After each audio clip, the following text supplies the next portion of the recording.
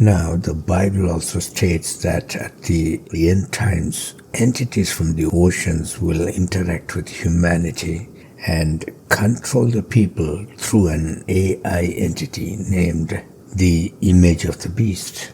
There, it talks about one powerful demon coming out of the water, which had a festering wound as if it was going to die, but the devil healed its deadly wound, and the whole world marveled at its ability to heal. Then the Bible goes on to say that they made an image to the beast, and power was given to this image of the beast. And this image of the beast controlled the entire earth by giving people IDs and establishing rules to follow. And whoever is not complying with it were made to die, bypassing a judiciary. Doesn't it sound like AI? At first, it was just an image, a physical thing just like our computer hardware. Then, power was given to it. It's like booting it up. Then, it was programmed in such a way that it can control humanity and even issue death orders without anyone's intervention. In order for all these things to happen, powers such as the US government need to introduce those aquatic entities to the public.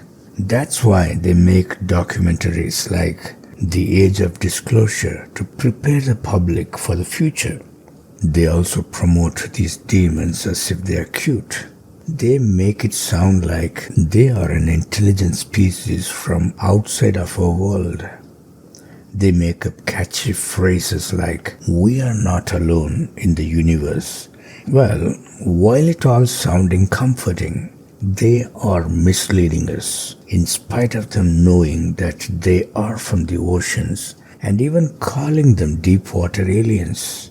Take a listen to what Senator Tim Burchett says about them. What if these are entities that are here on this earth, that have been on this earth, that who knows how long, and that we think they're coming in from way out. Maybe they did millennia ago, but they're here, these deep water areas, and that's why, like we say, we know more about the face of the moon than we do what's going on there. And we have a higher propensity of sightings around these 5 or 6, I believe, deep water areas.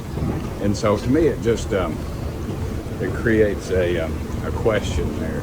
And then when we have naval personnel telling me that we have these sightings and that there's these underwater craft they're chasing that are doing hundreds of miles an hour, and the best we've got is something that does maybe just a little under 40 miles an hour.